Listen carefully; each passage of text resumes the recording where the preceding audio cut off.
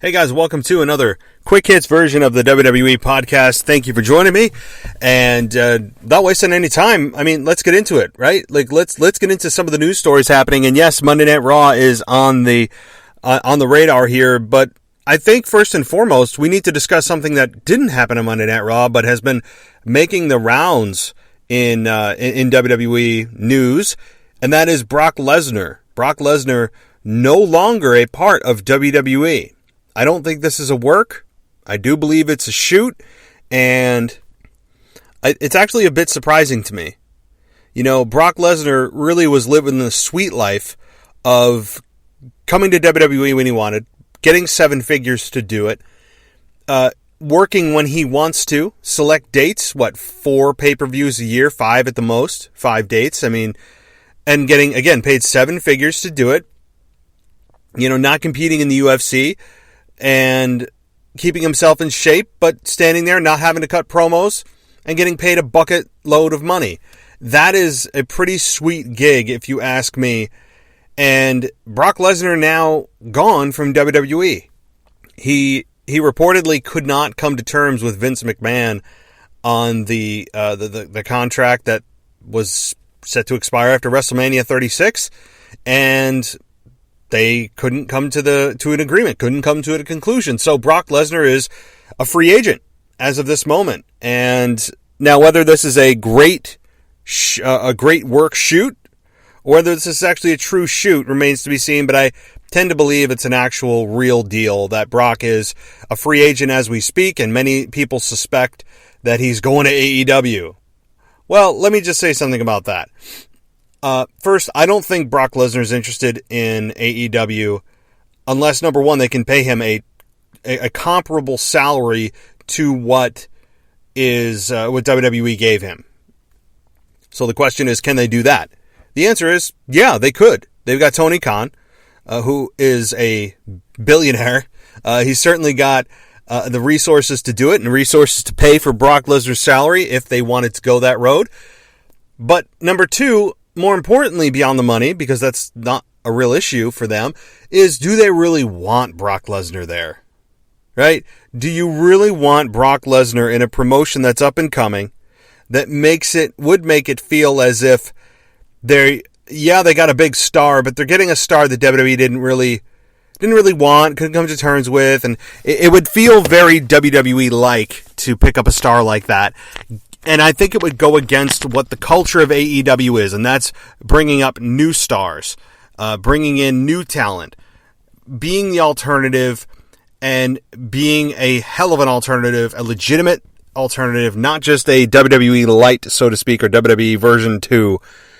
And I think that having Brock Lesnar there probably would, swim upstream in terms of what the culture is in AEW and what they stand for. Having Brock come in on the schedule that he did in AEW for, you know, the one pay-per-view, 2, 3, 4 pay-per-views a year, I don't think would cut it in AEW, and I don't think he's a good fit in AEW. Now, would he certainly draw ratings? Would he be a needle mover? Would people be talking? Yes.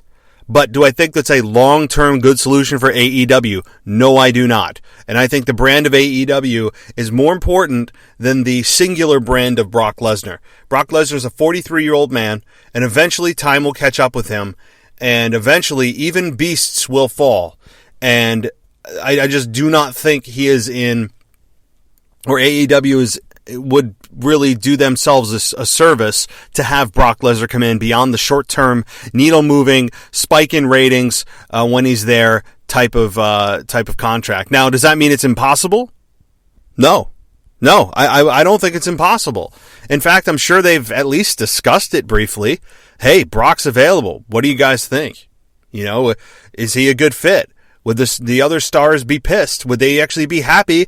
Because then they have more eyeballs on the product, which means more money in your pocket, because the stars on the show, even though he's taking up maybe the spot that you think you deserve, there's an argument to be made. There's an argument to be made for Brock coming there.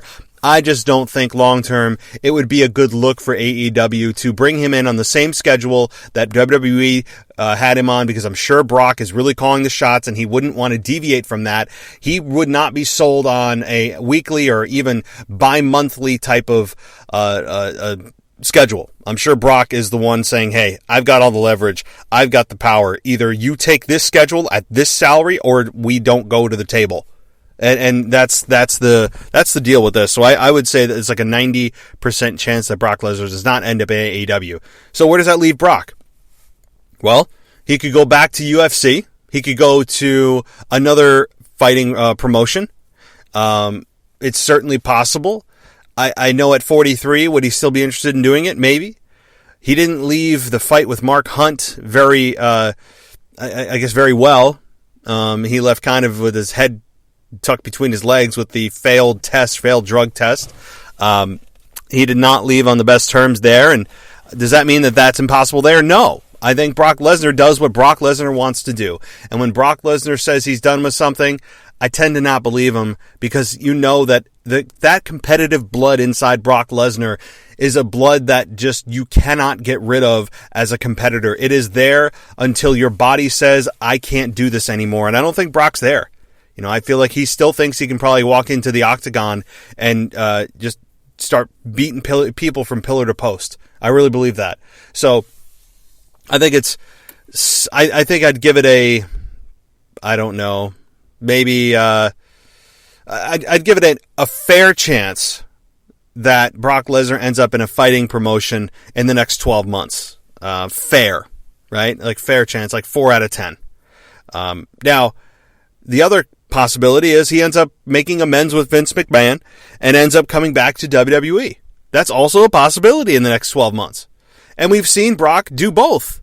Just because he's doing UFC doesn't mean that he can't do WWE.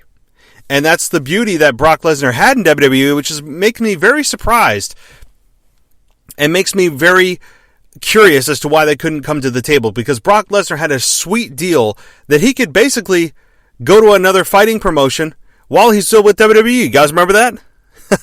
Yeah, I remember that. So, I don't know. Who knows what the ins and outs of that were, and maybe we'll never know.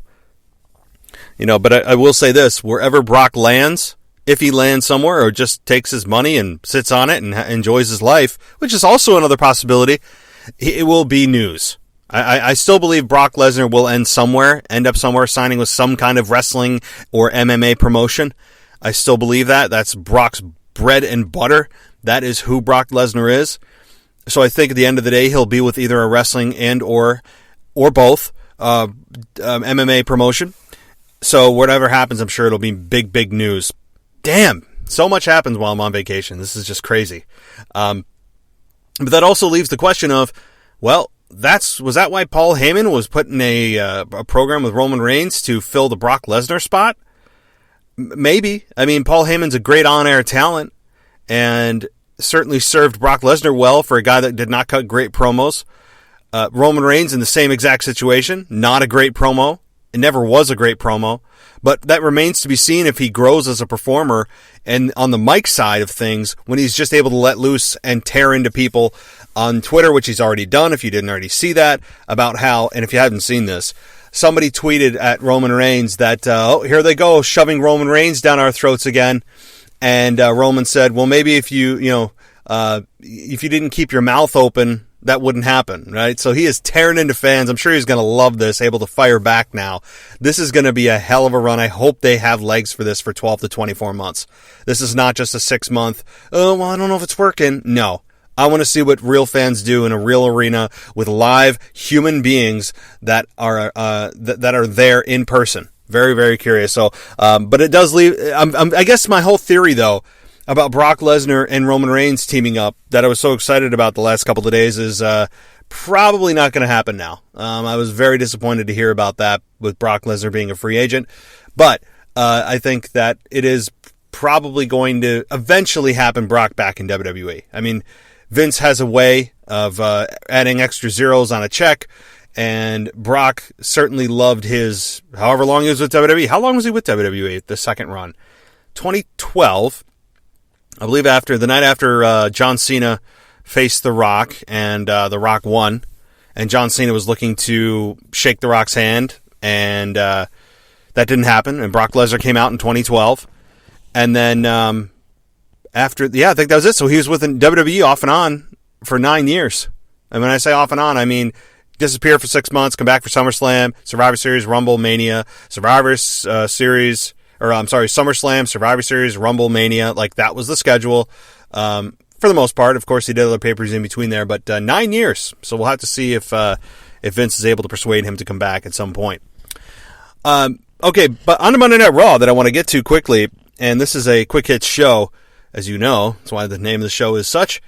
I want to give a shout out to the Botch Guy, and I want to give a shout out to Chris Van Vliet and his show, The Chris Van Vliet Show. By the way, check it out. I appreciate him shouting this podcast out. I'm going to return the favor because I had him on the show. If you guys haven't listened to it, awesome conversation with Chris Van Vliet. If you don't know who he is, you should. YouTube is what he's best known for in his wrestling interviews of really a who's who. And he has his own podcast that is drawing big numbers. So this guy's going to be a force to be reckoned with in the podcast and YouTube world for years to come. So check out the Chris Van Vliet Show. And of course, the Botch Guy.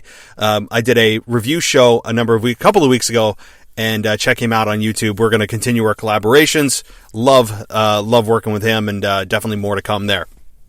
So Raw, I almost said Raw's War. Jeez. I don't know what the hell brought me back 20 years. But Monday Night Raw was, I think, overall a good show. I thought it was a good show, a little bit predictable, but good. And this is the first thing that comes to my mind, having the Iconics, I know out of all things, right? The Iconics break up was surprising, that they broke that team up considering the chemistry that they have. But it's not surprising in the way that they've been treated the last couple of years. Winning the tag team titles from Sasha and Bayley at WrestleMania a couple of years ago, and then going into oblivion and not being used on SmackDown. Coming back to really no fanfare.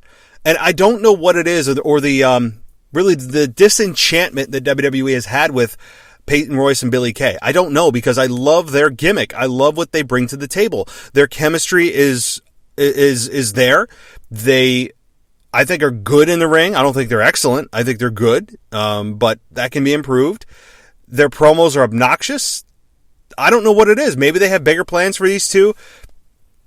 I'm not sure. I don't get it why they broke up, and WWE disbanded them, and now you got Ruby Riott and Liv Morgan back on the same page, and they're going to get a women's tag team title match against Shayna Baszler and Nia Jax.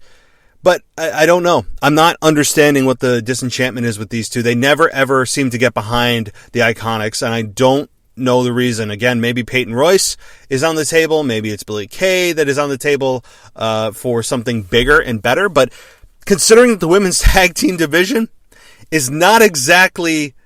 let me put it this way.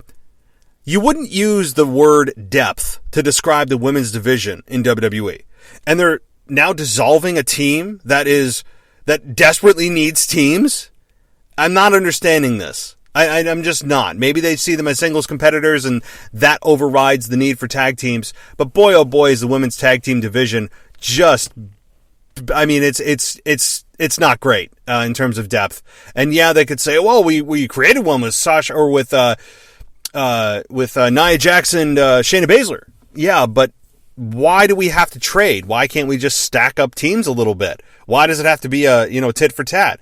And furthermore, with Sasha and Bayley on the way out, and their team dissolving very quickly, there's another big team that's gone. So I'm not understanding the dissolution of, well, I like that word, of Billie Kay and Peyton Royce. So I really was big fans of, and was hoping we'd get a longer run as a tag team and a hot heel run as champion, and we never ever got that, which is disappointing. So maybe there's bigger, better things, but it's weird that also Peyton Royce threw Billie Kay into the Raw Underground. Why? Right? She immediately turned her back on her? But I don't get it. What's the reason? It just made no sense. And by the way, I think I've kind of come to the conclusion that I'm not enjoying Raw Underground. When I see Raw Underground, I actually look at it and go, can we just get to the next segment? And I appreciate what they're doing. I respect what they're doing. But my instant reaction now is, I literally sigh. I sigh. I'm like, like I do. I'm like a child. I get very dramatic about it, but I do not enjoy the Raw Underground because it doesn't really seem to have an effect on the real product. I know they're trying to kind of mesh the two, but it doesn't, to me, have any real consequence in the real world of Raw above ground. I mean, whatever the hell you call it. I mean, so Raw Underground is exactly that. And then Raw Above Ground is the main product. But I don't know. I see Raw Underground and I kind of groan. I don't hate it. It's certainly not the most embarrassing thing WWE's done. I'm just not interested. It's just kind of like, where are we going? Right? And why are we play fighting? It's a pro wrestling version of a UFC fight. And I don't like that. It just because they're trying to make it a shoot, and we all know it's a work. So don't try to work me into a shoot. Oh boy, I'm going to start getting lost. But you know what I mean. So Raw Underground, I'm starting to become a little bit less disenchanted with. So Retribution didn't have a big impact last night, but did attack. Who was it? The Street Profits and Andrade and Angel Garza, who hightailed it out, and even Zelina Vega. Now, again, this is also an angle I'm starting to really wear down on, and I'm not really high on. But I never really was super high to begin with, but I'm giving it a chance. But every chance I give them, they are tearing it down and giving me a reason to dislike it. You may say, well, why? We don't know who they are, what they want. Isn't that interesting? No, because it's been, a month, 4-6 weeks now, and we still have nothing. We still have nothing. And the believability of security, which is actually really good in WWE in real life, to believe that they are able to come in, attack the stars, no one's there ever on the spot, and you have a crack security team of like 3 people that were spoken to before the show. I mean, it's just stupid. And furthermore, I know it's a small thing. It's a small thing. Oh, well, you're looking too far into this. No, I'm not. Because if you're a team, and I've said this on the Chris Van Vliet show when I had him on. I've said this on my Raw review last week, my SummerSlam review. I think I even said it with the Botch guy that I'm not understanding why every single time that Retribution comes out, we have to be notified. Why? Why do we need to be notified? If they're trying to promote a sneak attack and they're trying to avoid security, if somebody on the team of Retribution has a remote control or is flipping the light switch, isn't that a dead giveaway? It's like playing hide and seek, except you're yelling, over here! Right? Like, what are we doing? Why do they have to flicker the lights? I understand it's kind of like a quasi-entrance or something that will become a trademark of Retribution, that the lights flicker. But again, the story is that they are evading security, right? They are evading security, and they're attacking stars, they're attacking wrestlers, they're attacking anyone in sight, man or woman, announcers, production, referees, doesn't matter. And you're trying to avoid security, yet you give them a heads up and flicker the lights and say, here we come, right? You're like, ready or not, here we come. Surprise. It's stupid. It's flat out stupid. It just completely shows the ineptitude of creative to think about this detail, or Vince McMahon to think about this detail. It just takes me out of the moment when this happens, and they attack again. Now there's just somehow they've grown larger again. I was hoping last week when they stood tall that there was a defined amount of people. They've selected these 6 people out of this blob of 20, and now they've kind of multiplied again into, I don't know, it was like 10, 12 of them again, who have attacked Zelina Vega, attacked everyone in the rings. Angel Garza, Street Profits were all left laying, and then they took off. This thing's becoming it's becoming eye-rolling at this point. It's becoming eye-rolling. And it's really going nowhere. I feel like they started this again. They have an idea, and it does sound interesting on paper, and they execute it and go, well, where are we going? I don't know. We'll just, figure it out as we go. What's the destination? I don't know. We'll figure out a way along the way, man.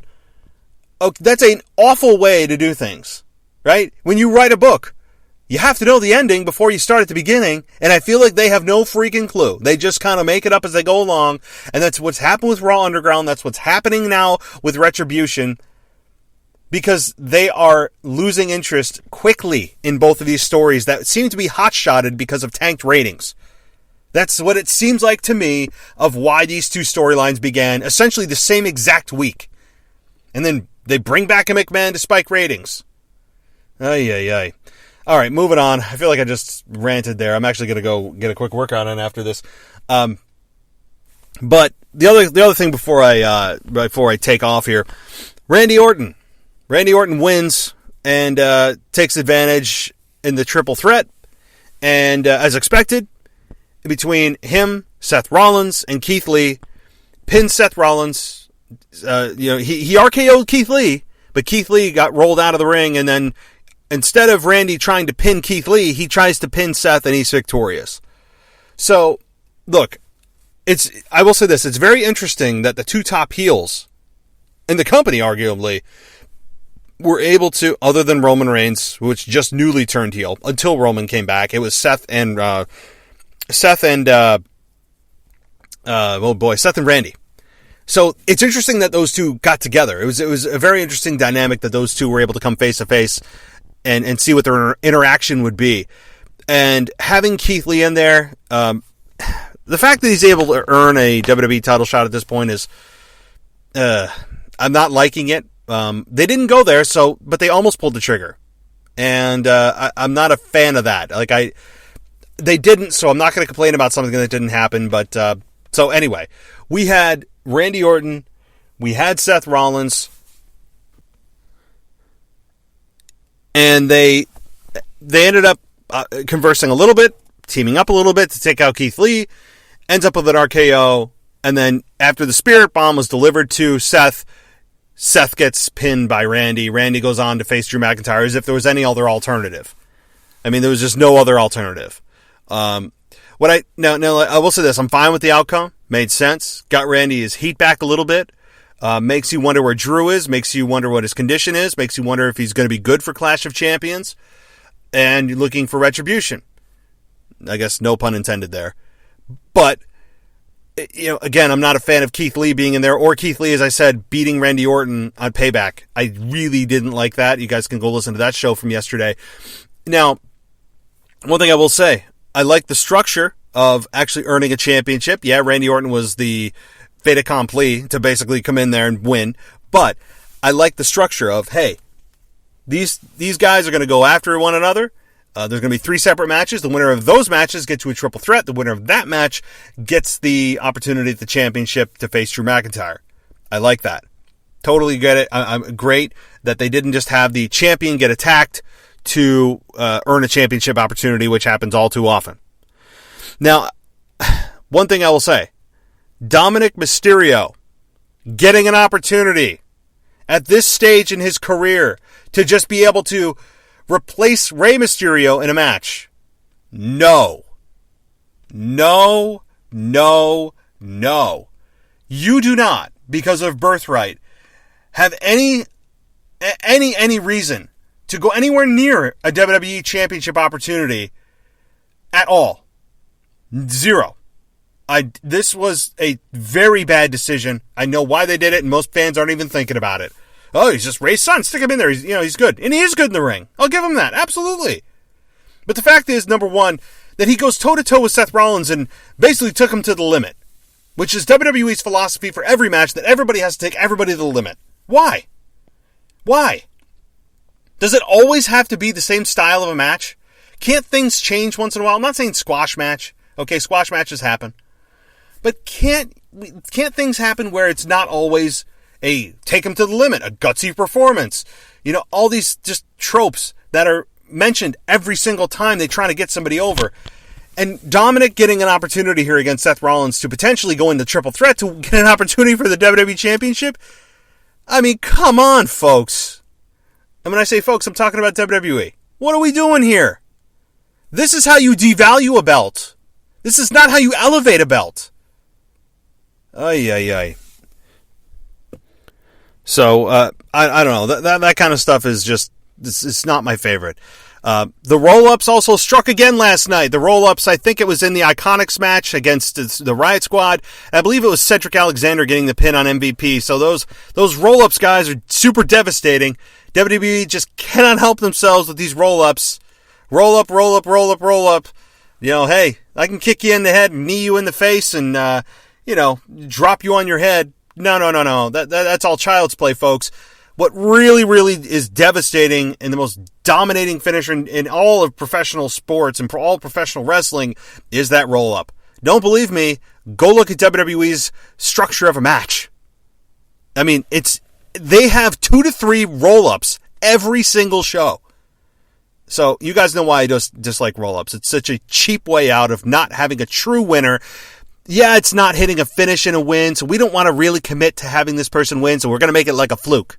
That's exactly what roll-ups are saying. It's not a DQ. DQ, I guess, is worse in certain situations where they overuse that for a while. Now the roll-up is the new DQ. Trust me. Go watch. If you haven't noticed this, go see it. Okay, last thing, because I'm way over my time here, but I'm getting riled up about Raw. Which honestly, I did like the show. I know I'm getting a little bit passionate here, but I did like the show overall. Kevin Owens getting attacked by Aleister Black again, brutally, is to me. I'm looking forward to that matchup and having Kevin Owens actually come out and say something next week. Hopefully, RKO obviously was just kind of a formality for Randy to move on. Randy Orton clearly propagated that attack after being seen coming out of Aleister Black's dressing room. So having Kevin Owens get attacked again, Black Mass again, Aleister Black being positioned as a heel is the right thing to do. He screamed heel from the beginning when I said, what the hell are they doing positioning him as a babyface? I never felt right cheering him. So I'll just leave it at that. But I'm looking forward to that program as well. So I know I'm missing some things, but those are the big ticket items here that I wanted to talk about and rant about and give you guys my thoughts. So tomorrow, I'm not sure what I'm going to do because tomorrow is normally my wrestling nostalgia day. But as you know, I'm still on vacation until I come back Saturday, but then I'll be doing a show Sunday. I'm not sure what I'm going to do tomorrow. Maybe I'll do something. Maybe I'll take the night off. We'll have to see. But it's good to be kind of back with you guys a little bit and be able to vent my wrestling frustrations and my wrestling thoughts and Brock Lesnar news and everything else and share it with you guys and give you my thoughts as you follow me on Twitter at the WWE podcast, WWE_podcast. And it's always fun. So check us out on YouTube or not you. Actually, I'm on YouTube. But it's all just audio that I uploaded. Eventually video will be coming. I'm in the middle of moving, so I'm getting a new computer and just lots of logistics I have to get through to get that video, but eventually it's coming. And, all right. Well, I guess that's it for me, guys. Thanks so much for listening. As always, I'll talk to you soon.